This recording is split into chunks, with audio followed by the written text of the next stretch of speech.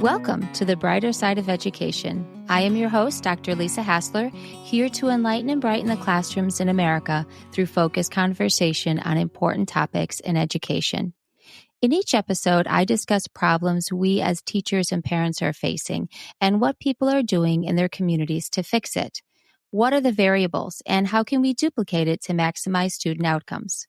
In this episode, I focus on children's mental health in the classroom. How can we improve children's mental health to increase academic success? According to the CDC in 2022 on the state of children's mental health, ADHD, anxiety, depression, and behavioral problems are the most commonly diagnosed mental disorders in children. About 3 in 10 children with ADHD had anxiety as well. Estimates among children aged 3 through 17 in the years 2016 to 2019 were that approximately 6 million had ADHD, 5.8 million had anxiety, 5.5 million had behavioral problems, and approximately 2.7 million suffer from depression. Now, you add COVID into the mix since then, and these rates of depression and anxiety are increasing. It is a major concern that parents and educators are facing, as it can lead to academic and behavioral issues in the classroom. So what options are there to help? Well, animals can offer an extraordinary amount of emotional support. Beyond the pet-owner relationship, animals are sometimes used in therapeutic settings. ADHD is an additional area where equine-assisted psychotherapy can actually be very helpful. The Journal for Creativity and Mental Health stated that introducing horses to the therapeutic process showed significantly increased positive behaviors while reducing negative behaviors. Studies show that clients can experience a variety of benefits from equine-assisted psychotherapy and that clients feel that they've achieved something on their own rather than being told to do something by a parent or teacher. Today, JoAnn Tomer is here to talk about her experience as a mental health therapist and her work with children and horses. JoAnn was a teacher and counselor for 33 years and is the owner of Able Equestrian, where she combines her professional expertise and love of horses to provide equine-assisted mental health therapy to children. Welcome to the show, JoAnn. Thank you for having me. I'm looking forward to sharing my feelings and my knowledge with your audience. So what is your background with counseling and horses, and how did you become involved with equine-assisted mental health therapy? Well, I was with the Sarasota County Schools, and I was had gotten my master's in counseling and had gotten a guidance position. Prior to that, I taught emotionally handicapped, and then I was also a paraprofessional, and I worked with special ed students as a paraprofessional as well. And I also started writing as therapy for myself. My husband passed away in June of 2002, very suddenly. And getting back into riding and being around horses was my therapy. And while I was at the barn, where I first leased a horse and then ended up, after a year, purchasing my own horse, there was another girl there that was riding, and she was going to New Hampshire to the North American Riding for the Handicapped Association to get certified as an equine-facilitated mental health riding instructor. NARA, by the way, is now known as PATH. They've renamed themselves. So in order to do equine-facilitated mental health therapy and be able to get reimbursement from insurance or through agencies for agencies to recognize you, you do have to have a riding instructor and a therapist. And the therapist can do both, but the riding instructor without the therapist can't work alone. And so it was just a logical step for the two of us to join forces and start the program.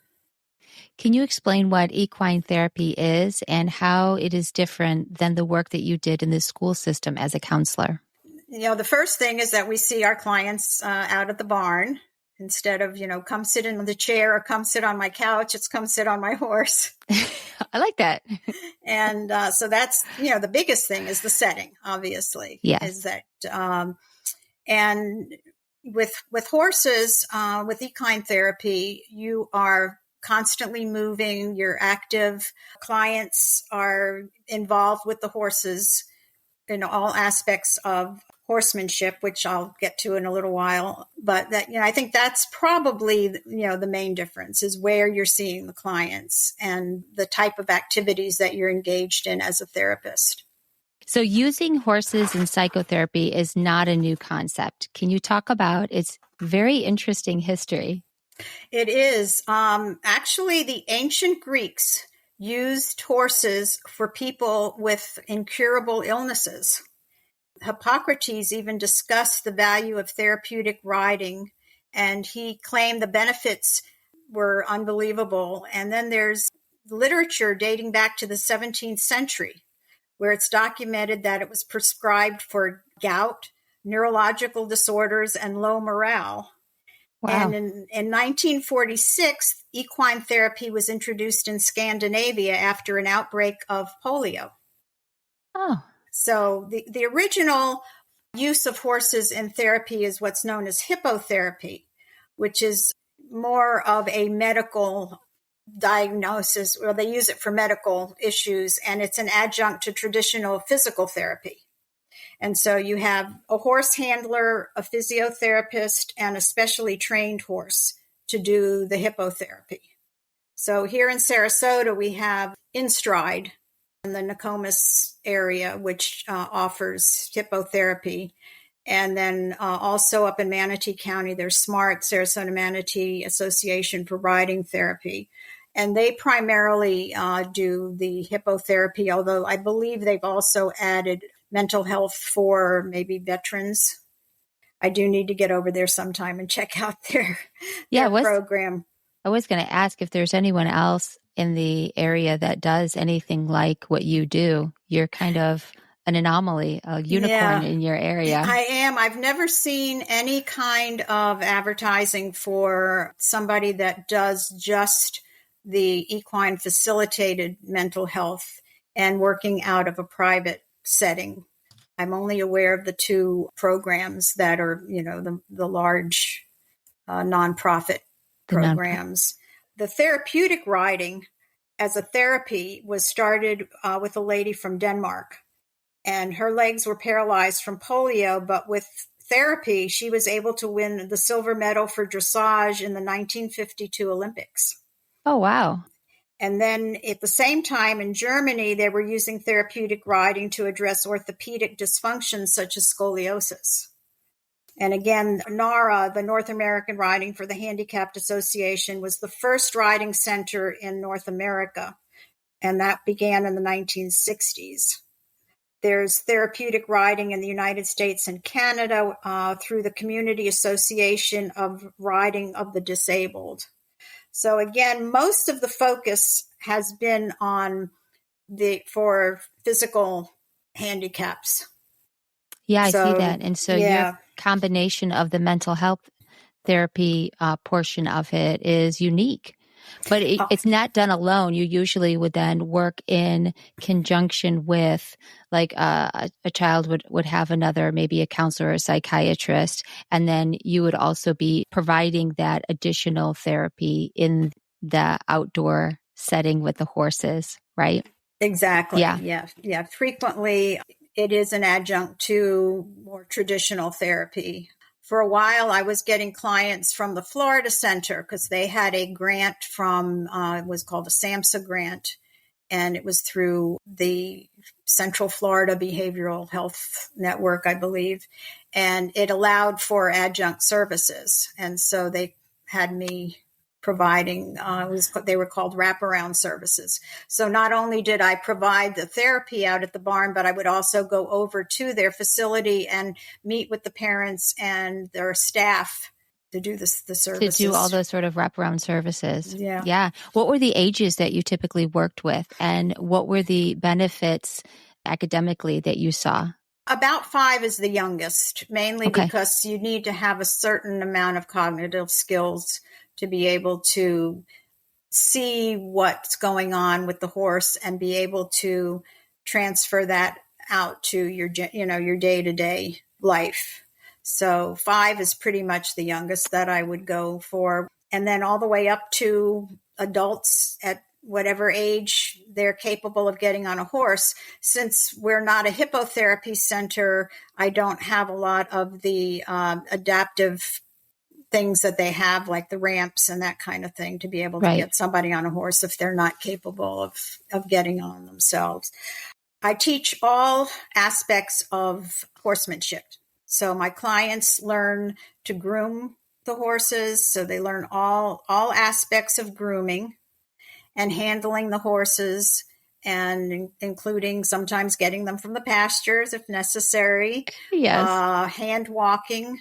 We do groundwork, which is where you would do, it's called ground driving, where you connect a long line to a horse and you walk behind them and guide the horse as if you were sitting in a wagon and guiding them that way.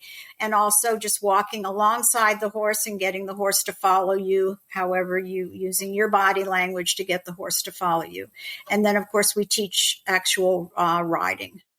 And we move along at the pace of the client. They'll tell us how quickly to move along or how slowly to move along. I've had clients who, it takes them weeks to just let go of the saddle and pick up the reins and ride without holding on to the saddle. And then there's others that just are just natural horse people, and they get on, and in no time at all, they're out there, riding totally on their own, off lead, and doing everything that they're supposed to do. But we take our time. What would you say would be the benefits that they could take away from this type of a therapy and put that into their classroom setting or home setting? In what ways does it benefit them that traditional counseling does not? One of the biggest things that working with horses does is it develops a very strong sense of self-esteem. It really, it's basically, if you can control an animal that weighs anywhere from, 800 to 1,200 pounds, you can do anything. And so this really builds self-esteem. And then from there, you can start addressing other issues such as anxiety, ADHD. It's very good for ADHD because horses are extremely honest. And if you're up there on the horse and you're not focused, and, you let your attention drift, or you look over to see what's going on in the pasture instead of looking at where you're going with the horse is going to let you know. And I always tell my clients that they have an 8-pound bowling ball sitting on their shoulders.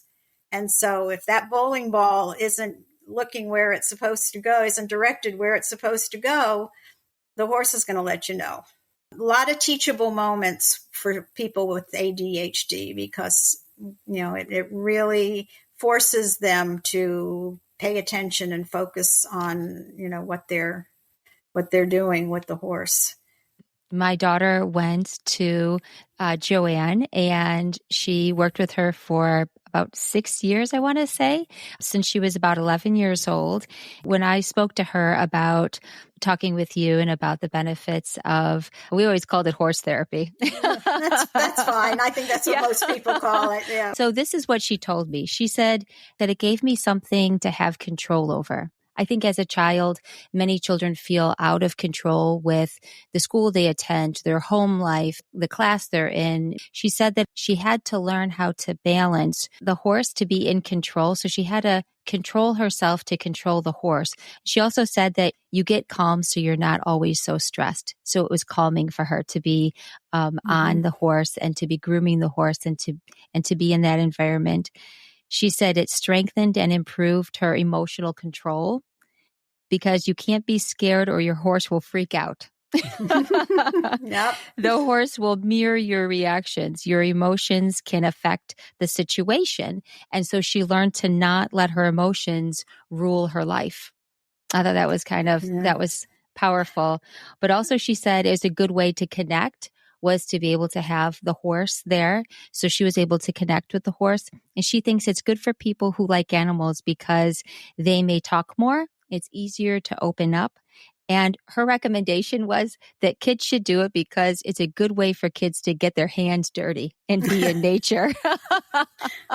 Yeah, I love everything that she said. I mean, it's all very powerful and insightful, stuff that she said there. And it, I can give you a really good example what she was talking about, how the horse will mirror your emotions back to Yeah. you. I had an incident one time with myself where I was heading to the barn for a riding lesson when I was still working before I retired. And I was late getting there. Traffic, I was the guidance counselor down at Garden Elementary in Venice. So I had to get from Venice back up to Sarasota. The traffic was awful. And I was late getting there. And so I was just totally stressed out. I walked into Gingy's stall and she was eating her hay. And you have to understand that everything is all about food, especially with mares. But most of the horses, they don't eat to live. They live to eat. And so I walked in and I put my hand up to pet her, and she turned around and walked right out of that stall, out into her turnout area. Wow. Came back in. I touched her again. Immediately she went out and came back. And so I realized that my stress was going over to her. Yes. She sensed that immediately. And so I went out, saw the trainer that we were working with, and told her what was going on. She said, just, take it easy. Don't worry about it. We'll, catch it later. So she just went and worked with the other lady by herself. And I just got myself calmed down. And because they can sense it. They can feel when you are tense and upset. And that was another thing that I had noticed just as a parent while I was watching her ride. She would sit up tall. I think that's part of that self-confidence. She would be looking around her environment. It became something that she just was routined into looking at, was scanning her environment, being able to be focused and present in the moment. So her mind didn't wander off to other things. She was really intensely engaged. And she also had to make sure that she didn't react in a situation like if there was a squirrel or a bunny or a snake or something, that she didn't scream or yell or react in a way that could have made the horse buck, or she could have fallen off, or some sort of domino effect because if she wasn't in control. I see her now as a young adult that is looking at law enforcement as her career path. And I see that the things that she's learned from horse therapy and how she's applied that by being aware of her environment and looking for signs of danger, being able to control her emotions and stay calm, even if something emotionally stressful arises, she's always very even. So all those years, I see it just trained her to be more in control and more aware. And so I think that I attribute that back to what she gained from being in that type of a therapeutic setting. That's all of that is so true with, the benefits. But one of the things that I do with my school age clients is I give them a little card that they can put inside their desk that only they can see it. They don't have to share it with anybody. And it's just a series of steps that they can follow if they're suddenly feeling anxious or angry or, something's really bothering them. It's just a simple visualization steps. So close your eyes, take a deep breath, and picture yourself riding, whether it's, Gingy, my horse, or Sebastian, one of the other horses we use. There were a couple of different horses that I used. Just picture yourself on the horse, having a really good ride, and recreate the feelings that you have when you're riding. And that usually helps them to kind of get back into control and get to a place where they're not going to have an issue with their emotions and their feelings. And so that's, one of the ways that we can transfer what's going on out at the barn into their day-to-day, life. And we still do talking therapy, in a sense, but we're talking while we're doing other things. So while we're grooming is when, how was your week? What have you been doing? anything special I should know about, or if they're not comfortable talking to me, tell the horse, is there anything you want to tell Sebastian or Gingy? And then when we're done riding, then we also process the session. And, what was your favorite thing that we did today? One of the things I like to do as part of the teaching the riding is doing pattern work, where I'll set up different items around the arena. So they have to follow a pattern. So you walk to here, you go around this item, you go in between here. We have jumps and we have things that I can use to have them walk around or to or through. And they liked doing that. I also set up a square. I have 4 ground poles that I set up in a square, and they do different things with the ground poles, walking across them in different directions and around and figure 8. So it's a cognitive challenge for the client and the horse. It keeps the horse fresh. They're not going just around in circles all the time. So makes them have to think as well. Oh, yeah. And so we do a lot of those kinds of things once the client is riding off lead, when they've reached a point where they can actually go off lead and ride independently. Then we process it. What was your favorite thing? And how can you take that with you out into your day-to-day life, whether at home or at school, and use that information. So we still talk. It's just in a little bit like you were asking about the difference between doing therapy at the barn and doing therapy in the classroom. We're talking while we're doing other things. Right. When I was talking to Ellie about the dynamic of why did she prefer the horse therapy compared to the traditional counseling setting. And her first thing was, well, there's horses and I love horses. And so it gave her the ability to do something that she always wanted to do. But the other one was, she said, well, Mom, have you ever heard of the car talks? How people open up in these important conversations or deeper conversations when they're in the car. And, okay, yeah. and so, and it's that setting where you're contained and you're not staring at each other's eyes and you know that there's no other distractions. And she said, it's kind of like that, where it's just the client, the horse, and the therapist, and you're out in the middle of nowhere and it's just you, like a bubble. And that little bubble is not threatening and you're not looking at each other's eyes where she's sitting on a couch and you're sitting at a chair looking at her or something. And so not as much intensity and anxiety or stress involved in how do I respond, because being on top of the horse and just the walking and the calmingness of it, she said she was better able to open up and she felt more relaxed in that situation. So I feel like that's a very helpful thing, especially if children are struggling with their emotions or anxiety, self-esteem, impulse control. But those moments where you're looking for a non-threatening way to just talk, and you don't feel as though someone is waiting for this response and you have to give them, something within a certain time limit. It's just kind of, like you can breathe a little bit and kind of just let the conversation naturally flow. Exactly. And so, yeah. Yeah. And that's the other thing too, is when you mention time, is that, a typical counseling session in a therapist's office is, what is it, a 50-minute hour, I think they call it, if you're lucky. And our sessions are most of the time an hour and a half, and frequently we didn't even look at the clock. We have the freedom to kind of let nature take its course.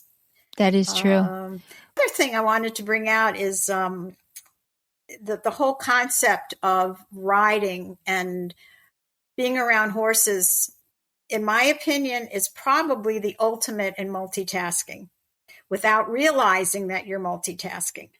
Because when you ride, there's so many things, if you're riding correctly, that you have to be aware of, but you're not aware of. That's the whole thing. It becomes muscle memory and it becomes automatic, kind of like driving.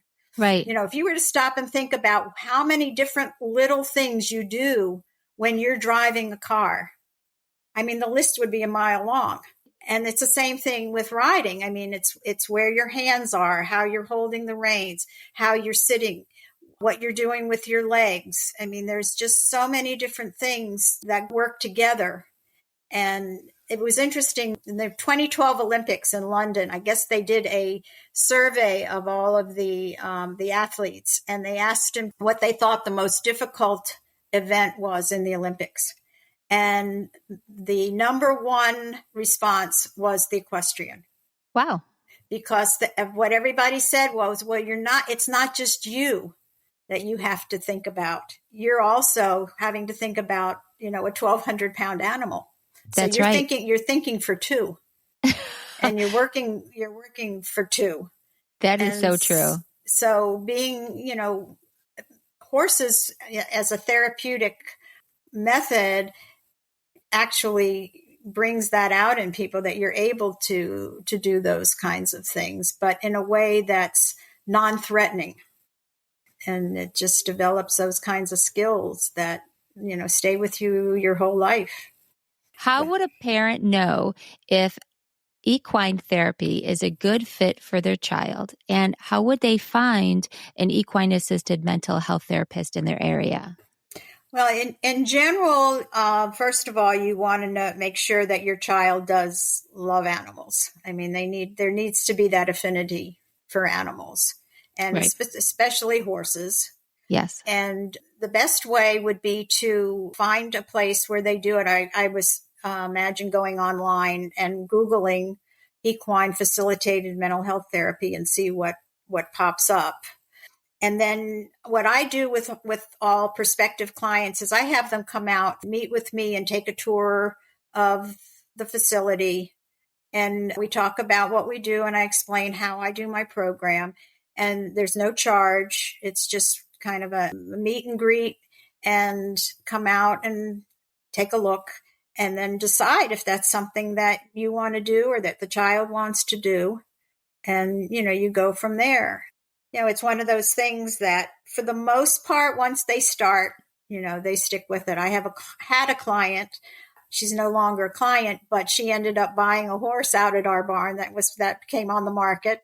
And now she's training with the girl who owns the barn, who trains upper level riders. She stayed with me through got all her basics with me, and then moved on to Sophie, and she's showing and jumping and totally, I mean, it's horses 24/7, but, but the parents need to be prepared for that too.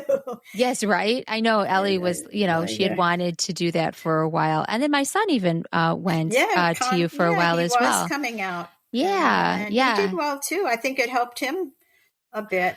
He loved being around the horses. And there's just something about being in that environment that's calming even for a parent. I would just go and relax, loving to be there. And there was a time when her whole therapy session was her getting Sebastian out of the field. Yeah. And that was a learning experience, but it was amazing how, that was what we made our session for that week, because he was not being very cooperative, but she stuck with it. Yes. That's the amazing thing, is that she was not going to give up. No, it gave her that perseverance and patience lesson that she needed, and that if she wanted to be able to ride him, she was going to have those kinds of things, because like what she said about having control, it's like you can control something, but then you also have to realize that you're not in complete control. So as you can control your own emotions, you still have this animal that you are trying to work with, and that you have to understand their wants and needs and desires. And they may not always match yours at the very same moment. So I think it gave her some flexibility. So here is the call to action. Equine-assisted mental health therapy has a proven track record of use and success since ancient Greece. So if you're a parent looking for alternatives to help your child with ADHD, anxiety, or depression, I highly recommend finding one in your area. Thank you, JoAnn, for all the work you do helping kids cope with mental health issues, and for bringing Gingy and Sebastian along for the ride. If you have a story about what's working in your schools that you'd like to share, you can email me at drlisarichardson@gmail.com, or visit my website at www.drlisarhassler.com and send me a message. If you like this podcast, subscribe and tell a friend. The more people that know, the bigger impact it will have. If you find value in the content of this podcast, consider becoming a supporter by clicking on the supporter link in the show notes. It is the mission of this podcast to shine the light on the good in education so that it spreads, affecting positive change. So let's keep working together to find solutions that focus on our children's success.